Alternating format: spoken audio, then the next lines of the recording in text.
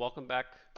Today, uh, today we're gonna make an enemy, or enemies. So we're gonna go ahead um, and create an enemy. I have already in the script. I have already added the enemy itself. Um, so it's just a cube. I just resized it to 0.75. Started in the 0.2 so you can see it. I added an enemy mat to it so that it is red.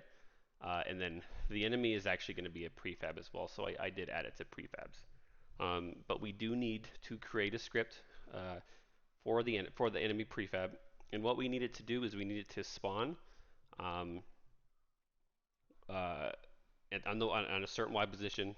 It's going to move down at a speed, whatever speed we decide. When it gets to a certain point underneath the screen, we're going to have it disappear, and then not disappear. Sorry, we're going to have it reposition somewhere random along the x-axis at a certain y portion that we set. So that's what we're going to do. So we do need to create the script um, for a new script, sorry, for the enemy, sorry.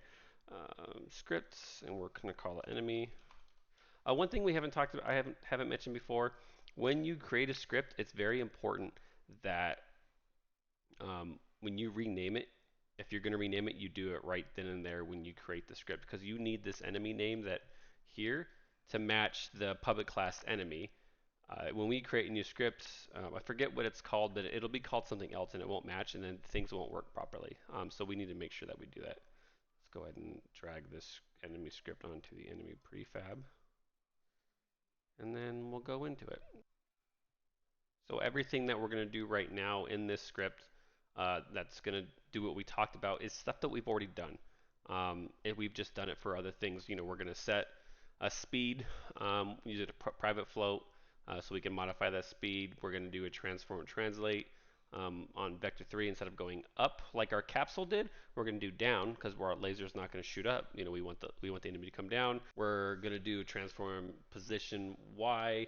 Um, so when it gets to that position, so it's going to be negative position underneath at the bottom of the screen. When it gets there, we're going to have it go somewhere else. So the only difference, the only thing that we're going to do is we're going to add a random range along the x-axis, which we'll go ahead and do now. Let me get rid of these. I know what these mean. I don't need those there. So we need, let's go ahead and do our, our float. So we're going to do serialized. Again, it's going to be private because I don't want things to mess with it. But I am going to, of course, I want to be able to mess with it with inside our inspector. Private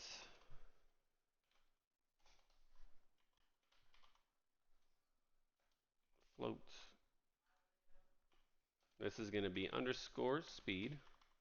And I think we're going to set it, we're going to do 5.0 F. We'll just see what that looks like.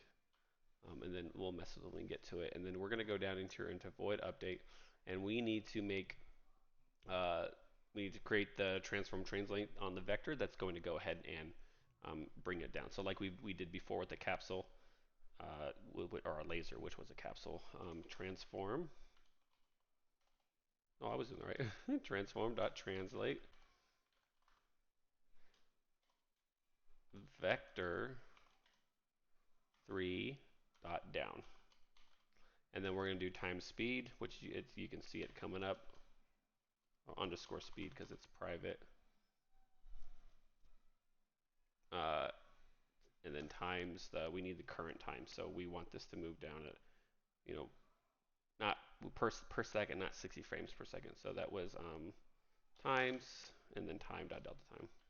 Time dot delta time again, it means the actual time that's happening.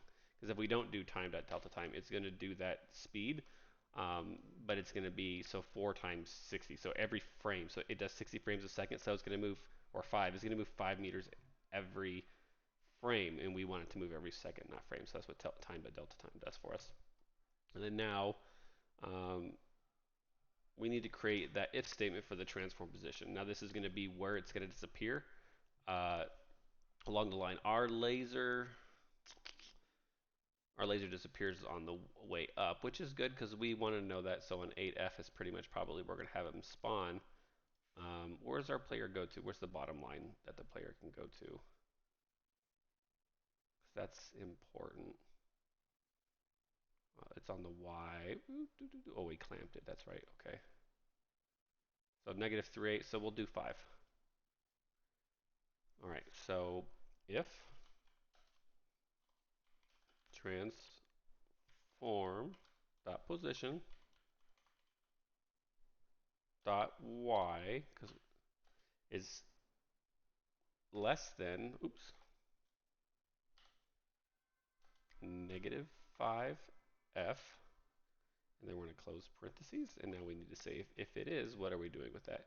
So we're going to do a why is that way over there? That's weird, I don't like that. Give me a second, let me redo that. That makes me feel better. That does not. There we go. Okay, we're going to do transform dot position equals new vector 3. So again, vector 3, I don't know if I've mentioned this, vector 3 is concerning the x, y, and z axis, just so y'all know. So now to do a random, you can do what we're going to do here. We're going to do random range, and we're going to do this in the variable. So we're either in the x, the y, or the z portion whenever we put the information in, or we want it to actually happen. So we want this to happen along the x because we want it to randomly spawn between left, or left or right somewhere. So we're going to do random dot range, and then parentheses, and then now we need the coordinates for our range. Now let's go into our player, because our boundary is where, that's what we need is our boundary. So we did 9, so we can have the enemy spawn all the way to the side, which when I think of games, I'm pretty sure they go all the way over there. So let's do 8.5. So we'll do negative 8.5 F, comma, space, 8.5F, close parentheses, and then now we're going to do, where do I have a spot? Now we're going to do our y-axis. Where did we have, again, we're going with the player. Where does the capsule, actually the capsule, where does that disappear at? So we're at 8F, so we'll just do 8.5, just to be safe. Yeah, we'll do 8. Now we'll just keep it 8, and then 0, and then close parentheses. Now that should work. We'll do Control S, and we'll go back to our game. And now if we hit play, this should work. Now there's the player, and you can see that that's a random spot. You can see they're going, it's off screen. They disappear when it gets off, and then they come. So there we go. We went ahead and spawned the character, the enemy, and now the enemy's moving down at a rate. Now we can make the enemy go faster, but if you got to remember, I got to shoot that and then whatever other enemies. So there's no collisions right now, which is what we're going to go ahead and do. We got to set trigger collisions so that way we can destroy them. So cool. All right, so let me show that because we can actually clean our code up a little bit. So we can do something else. We can create a float and call it something like random. We'll do x for the for the for the x-axis, and we can actually that way we can reference it with inside that transform position. So if we do that, if we do float random x equals, and then we're going to just put the information that we put in the x value with inside that vector 3, what it is as what it equals. So you could either copy and paste it. Again, I'm going to type it just because I need to practice my typing to get my stuff back up. Random range. I don't remember. It's blocking the things that we said. Negative 8.5.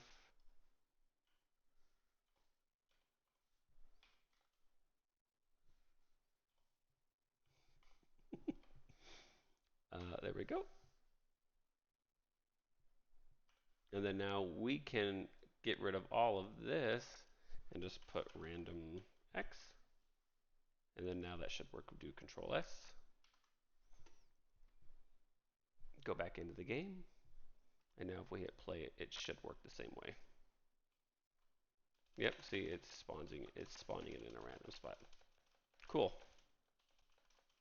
cool, cool, cool. So that all works as designed. So now we have our player. We have the laser that we can shoot, and then we have an enemy.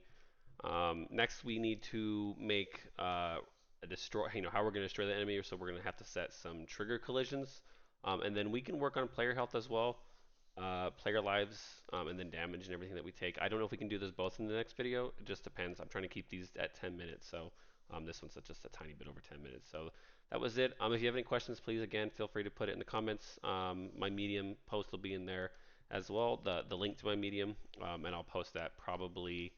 This is going to be included with my collision stuff. So after the next video, that post will be there with the code and everything. So thanks again for watching. Please feel free to subscribe, hit the like button. It does help. I mean, I have my numbers so low, but I mean, I'm sure it helps. And then follow for the next one. Thank you so much. Bye.